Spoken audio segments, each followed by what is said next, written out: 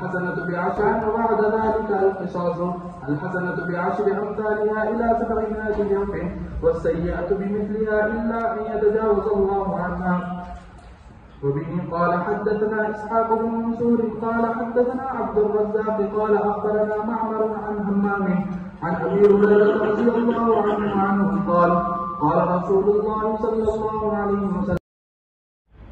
بسم الله الرحمن الرحيم. الحمد لله رب العالمين والصلاة والسلام على سيد الأنبياء وأشرف المرسلين وعلى آله وصحبه أجمعين ومن تبعهم بإحسان في كل زمان ومكان إلى يوم الدين. أما بعد. باب حسن اسلام المرء. آدمی کے حسن اسلام کا بیان. حسن اسلام کا مطلب ہے اسلام میں آ کر تمام اسلامی احکامات کو نبھانا، اخلاص کے ساتھ دین اسلام کے اوپر قائم دائم ہو جانا، یہ ہے حسن اسلام. امام بخاری رحمۃ اللہ علیہ نے اوپر جو باب باندھا تھا الصلاۃ من الایمان، اس کے بعد یہ باب لائے باب حسن اسلام المرء، آدمی کے حسن اسلام کا بیان. سوال یہ ہے کہ دونوں بابوں میں مناسبت کیا ہے؟ حافظ ابن حجر عسقلانی رحمۃ اللہ علیہ کہتے ہیں کہ الصلاۃ من الایمان کے باب میں یہ بات آئی تھی کہ حضرات صحابہ کرام رضوان اللہ تعالی علیہ مجمعین کو ان صحابہ کے بارے میں جن کا انتقال بیت المقدس والے قبلے پر نماز پڑھتے ہوئے ہو گیا تھا، ان کے بارے میں ہمدردی و غمخاری پیدا ہوئی اور انہوں نے سوال کیا رسول اللہ صلی اللہ علیہ وسلم سے. سوال یہ کیا کہ ان کی نمازوں کا کیا ہوگا؟ اس کے جواب میں آیت کریمہ نازل ہو گئی ما کان اللہ لیضیع ایمانکم. جب امام بخاری نے یہ دیکھا تو ان کے ذہن کے اندر ایک بات آئی،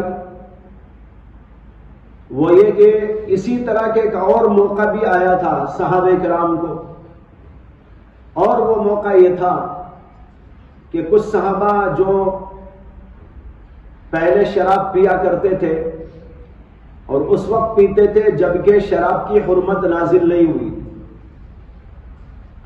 شراب کی حرمت کے نازل ہونے سے پہلے وہ شراب پیتے تھے اور اسی زمانے میں ان کا انتقال ہو گیا، تو ان کے انتقال پر سوال پیدا ہوا صحابہ کرام کو کہ ان لوگوں کی نجات ہوگی کہ نہیں ہوگی، مغفرت ہوگی کہ نہیں ہوگی.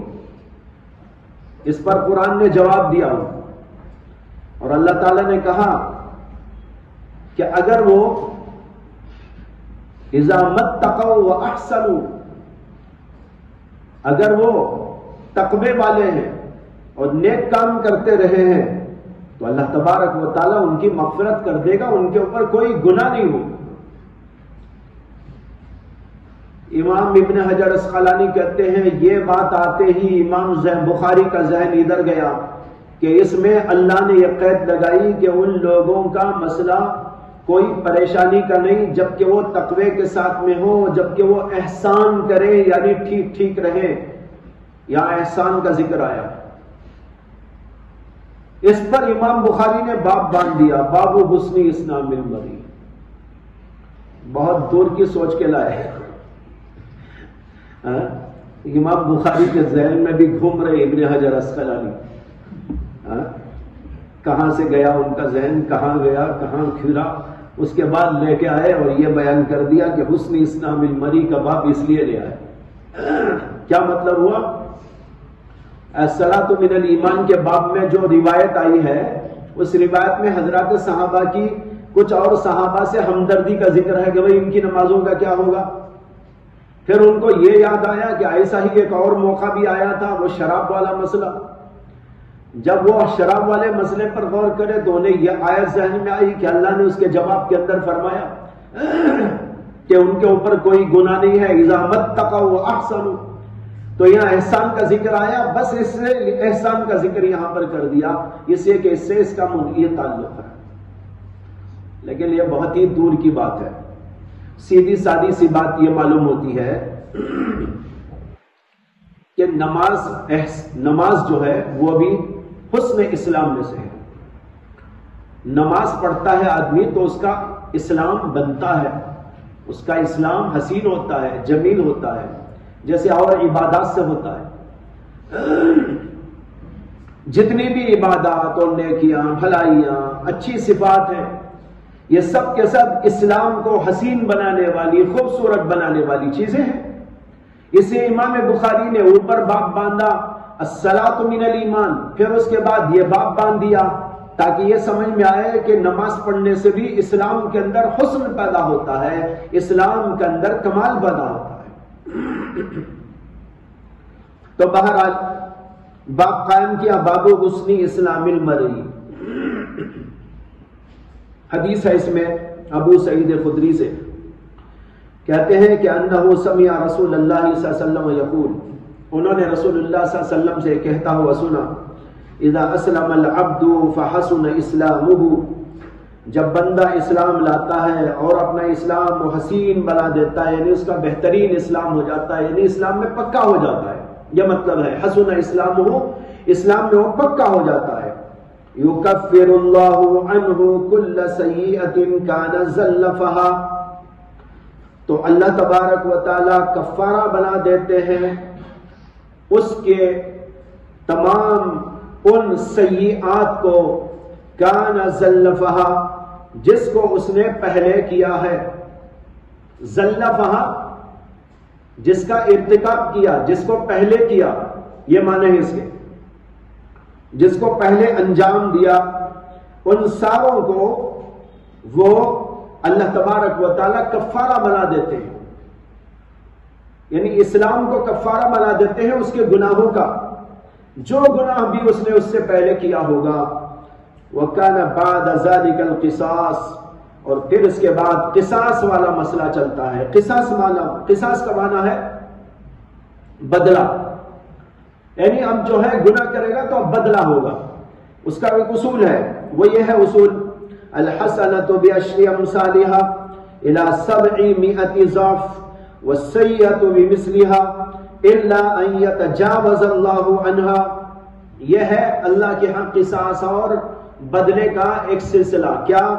نیکی کرتا ہے تو 10 گناہ لکھے جاتے ہیں 700 گناہ تک، اور برائی کرتا ہے تو اسی کے مثل لکھی جاتی ہے، مگر یہ کہ اللہ اس کو بھی معاف کر دے تو معاف کر سکتا ہے۔ یہ ہے اللہ کے ہاں اصول۔ کیا مطلب ہوا؟ ایک آدمی اسلام لائے اور اخلاص کے ساتھ اسلام کے اندر داخل ہو جائے اور نیکیاں انجام دیتا رہے تو اللہ تعالیٰ اس کے پچھلے تمام گناہوں کو بخش دیتے ہیں، اب وہ بالکل پاک صاف ہو جاتا ہے۔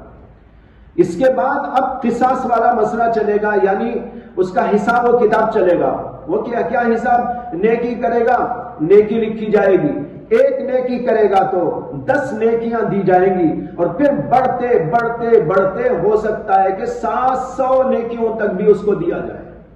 اور اگر کوئی برائی کرتا ہے تو جتنی برائی کیا اتنی ہی برائی لکھی جائے گی، ایک بھی زیادہ نہیں کیا جائے گا۔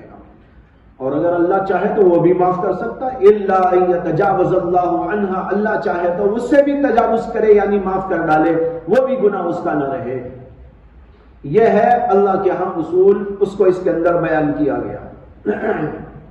اس کے بعد دوسری حدیث ہے حضرت ابو ہریرہ سے، اذا احسن احدکم اسلامہ، تم میں سے کوئی اپنے اسلام کو حسین بنا لیتا ہے، فکل حسنۃ یعملها تکتب له بعشر امثالها الى 700 ضعف، پس ہر نیکی جس کو وہ کرتا ہے لکھی جاتی ہے اس کے لیے بعشر امثالها 10 گنا بنا کر، الى 700 ضعف 700 گنا تک۔ اس کا مطلب یہ ہے کہ کم سے کم ایک نیکی کا بدلہ، ایک نیکی پر اجر 10 نیکیوں کا دیا جاتا ہے۔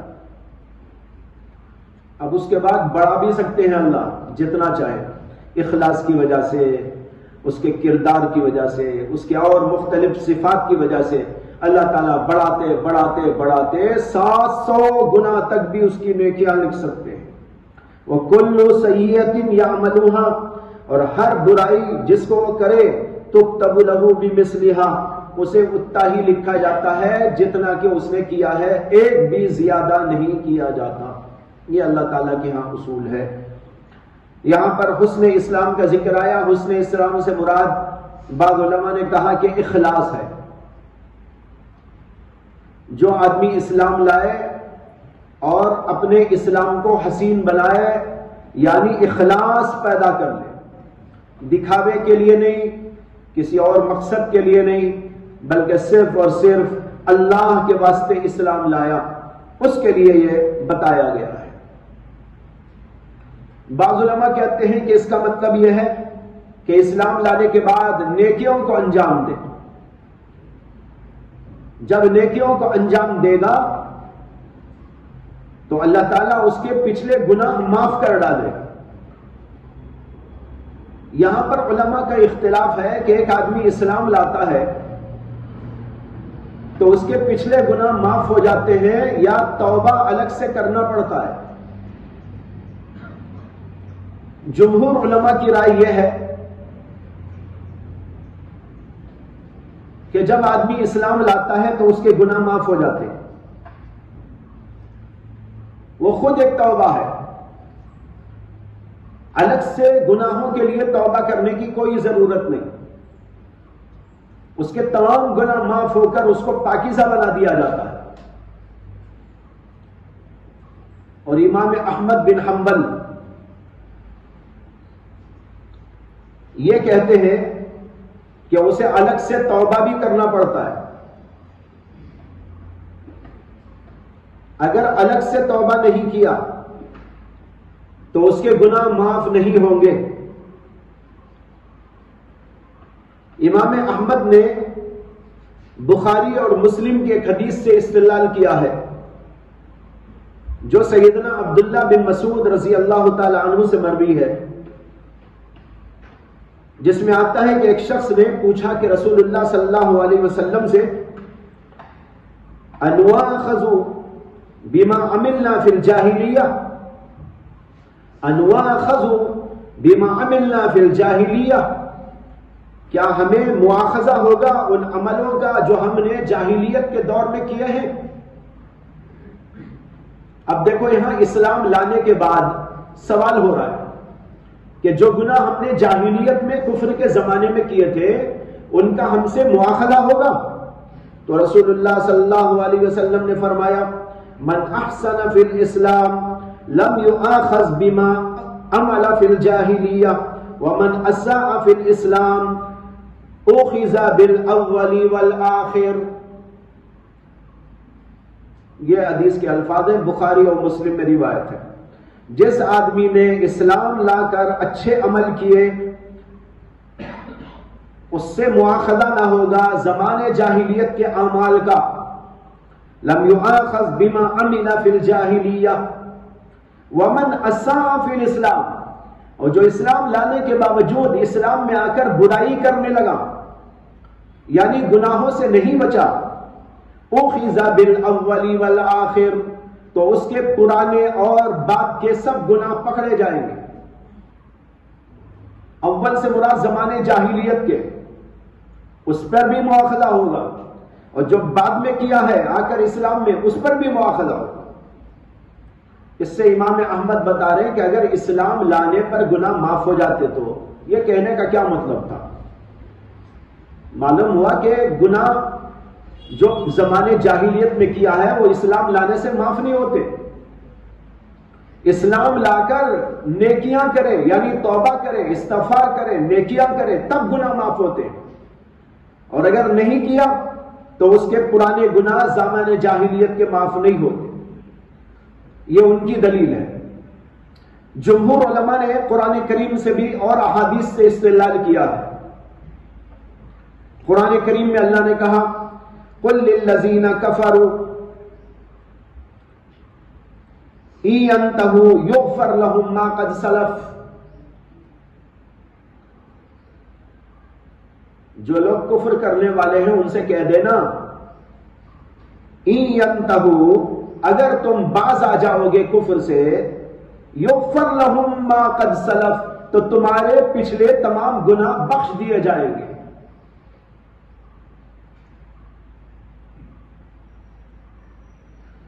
اور حدیث کے اندر آتا ہے کہ حضرت سیدنا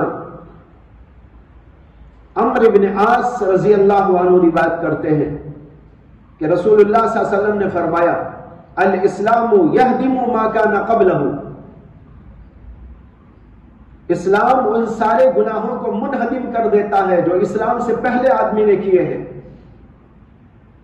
الاسلام یہدم ما کان قبلہ، یہ مسلم شریف کی حدیث ہے۔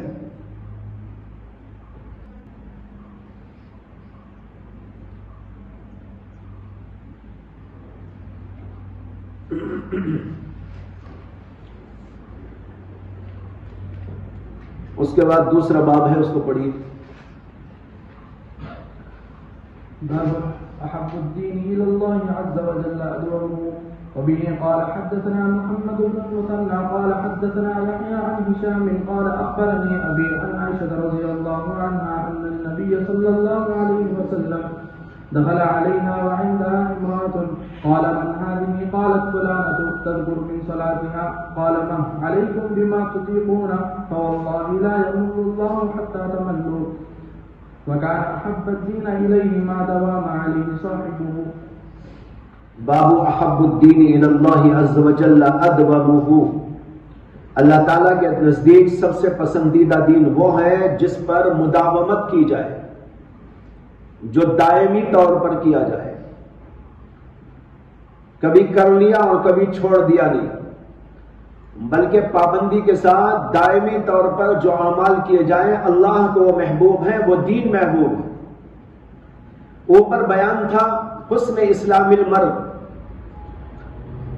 آدمی کے حسن اسلام کا، اس میں حسن اسلام میں یہ بھی ہے نیکیاں چاہے بہت نہ کرو لیکن جو کرو وہ پابندی سے کرو، اللہ کو وہ پسند ہے۔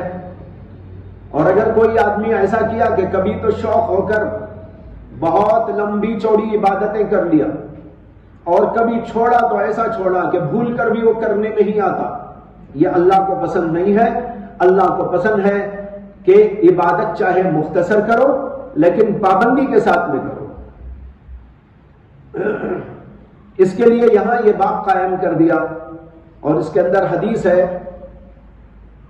حضرت عائشہ صدیقہ سے، وہ کہتی ہے ان النبی صلی اللہ علیہ وسلم دخل علیہا وعندها امرأۃ، اللہ کے نبی علیہ السلام ایک بار ان کے ہاں آئے، یعنی گھر پہ آئے حضرت عائشہ کے، وعندها امرأۃ، جب آپ آئے تو اس وقت میں حضرت عائشہ کے پاس ایک عورت تھی، یہ عورت حولہ بنت طویت ان کا نام تھا، جیسے کہ بعض روایات کے اندر اس کی تصریح آئی ہے، حولہ بنت طویت، بڑی عبادت گزار خاتون تھی۔ تو جب اللہ کے نبی آئے تو حضرت عائشہ کے پاس میں تھی، قال، اللہ کے نبی نے پوچھا من ہذہ، کون ہے یہ؟ بعض روایتوں میں آتا ہے کہ جب وہ آئی، جب اللہ کے نبی آئے تو وہ نکل گئی، تب اللہ کے نبی نے پوچھا تھا کون ہے یہ؟ قالت، حضرت عائشہ نے کہا فلانا، یہ فلاں عورت ہے،